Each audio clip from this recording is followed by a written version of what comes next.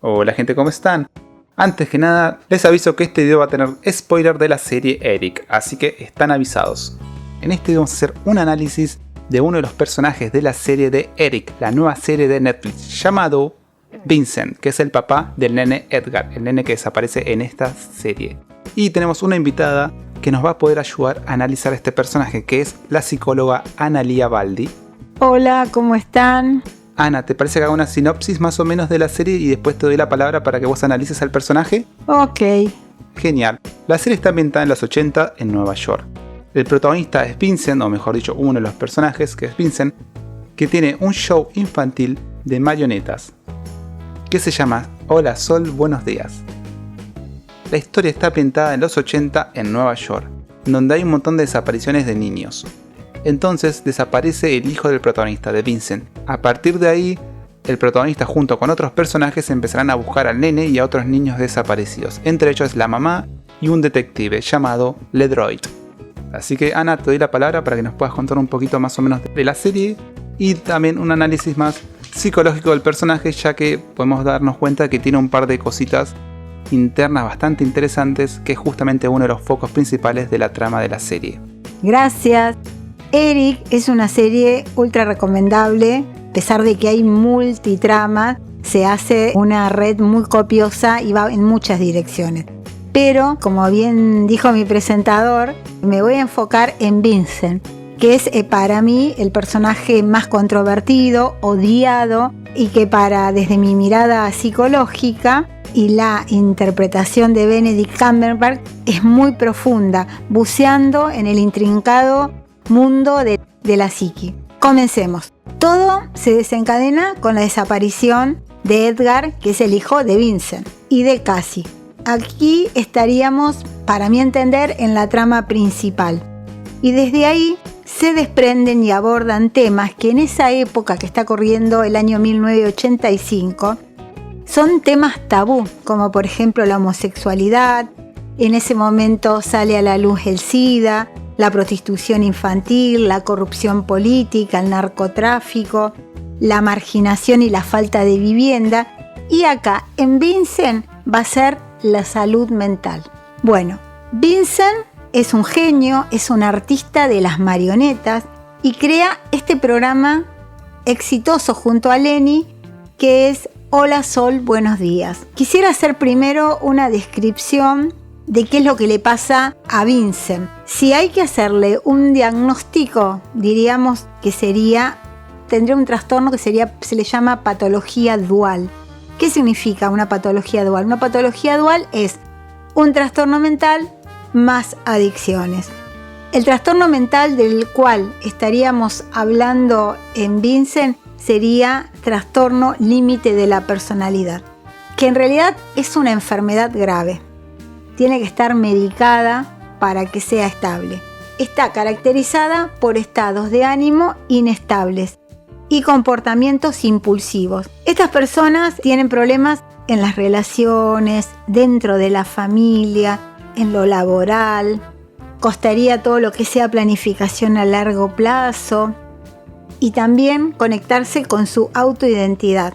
Y a esto se le suma en Vincent, como yo les decía, como es una patología dual, las adicciones, que sería a las sustancias y al alcohol. Y hace que este abuso porque a lo largo de la película lo que se ve es que él está todo el tiempo alcoholizado, todo el tiempo está tomando alcohol. El consumo de alcohol produce alucinaciones.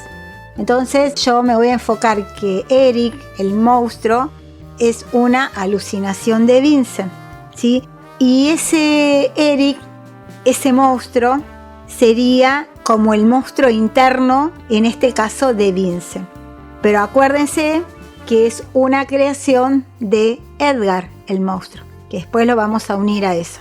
En el trabajo, Vincent es impulsivo, no respeta los guiones, es muy difícil trabajar con él, por eso el ambiente laboral se hace tan tedioso y se tensiona en muchas veces, a pesar de que él sería como la cabeza de ese show. A su vez, su matrimonio está en crisis, discusiones constantes, y el niño está viviendo en ese ambiente tóxico y Edgar está en constante alerta. Dentro de su casa, lo que hace Vincent con el niño es presionarlo todo el tiempo. O sea, como que una especie de estar insinuando al chico que el chico en realidad esté a la par de él, de adulto, pero es un niño de 9 años. ¿Qué hace? Que también cuando al principio de la serie le muestran, hacen esas corridas del trabajo a la casa o del colegio a la casa, siempre el que gana es Vincent, no lo deja ganar. Y también a esto le suma caras, o sea, lo gestual y verbal, sos lento. Entonces no hay empatía con ese niño, con ese hijo. Dentro del ambiente familiar en la casa están las peleas, la madre también, o sea, fuma mucho, trata de, digamos, de ser como un poco más afectiva con el niño, tratar de hacerle la vida un poquito más agradable. Está la escena esa cuando, después que pasó toda la discusión, lo va a darle las buenas noches.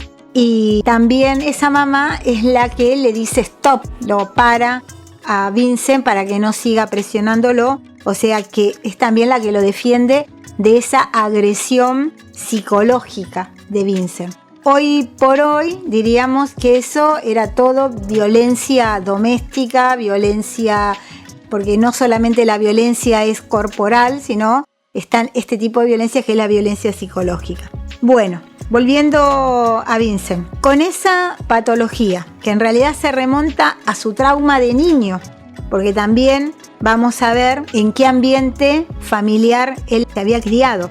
Esta patología que él está cursando actualmente se remonta a su trauma de niño, en el ambiente que él tenía. Él viene con un apego totalmente desorganizado y eso le va a ir generando ansiedad y evitación, con un abandono temprano por parte de sus padres. Esto le va a causar pérdida de confianza y constante miedo, que se va a manifestar en un momento de la serie con las reacciones que él tiene, impulsivas. Ahí uno se da cuenta de que no sabe gestionar sus emociones, hay desbordamiento emocional negativo, que eso va a impedir que él también pueda explorar en las emociones positivas. Una madre totalmente superficial, manipuladora, sin afecto a su hijo, porque no le muestra el mínimo afecto. Y un padre narcisista, sin contacto emocional, sin empatía, viviendo en un hogar totalmente disfuncional. Si bien tenían buena situación económica, estatus social y con influencias en el gobierno, a nivel afectivo era totalmente carente de afecto. Con la desaparición de Edgar, todo ese cuadro mental que está cursando Vincent se va a exaltar. Y también que va a haber más consumo de sustancias, el consumo de alcohol también se va a incrementar, dando paso a estas alucinaciones visuales externas, que es cuando él empieza a alucinar con Eric. Pierde totalmente la claridad él y se va a culpar de que Edgar se va de la casa por él. Esto le va a dar más conflicto en el trabajo porque él sigue yendo a trabajar. Una de las noches llega a su casa y empieza a descubrir todos los dibujos que Edgar había hecho. Y ahí descubre a este monstruo, a Eric, que ya se lo había insinuado Edgar, y él no le había dado mucha bolilla.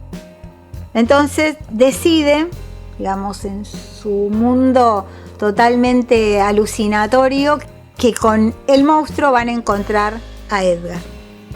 Y ahí él comienza a alucinar más con Eric y lo va a acompañar hasta el final de la serie.